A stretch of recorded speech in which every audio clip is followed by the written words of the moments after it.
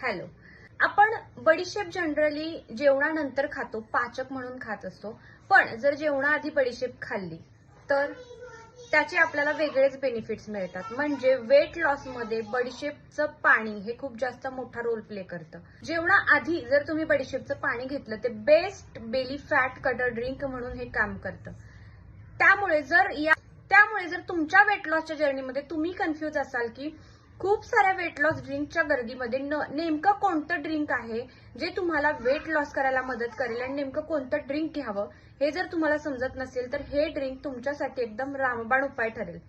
तर दररोज जेवणाच्या अर्धा ते 1 तास आधी तुम्हाला 1 ग्लास पाण्यामध्ये 1 चमचा बडीशेप घालायची. ते पाणी 2 ते 3 मिनिट उकळायचे आणि दररोज जेवणाच्या आधी तुम्हाला हे पाणी घ्यायचंय.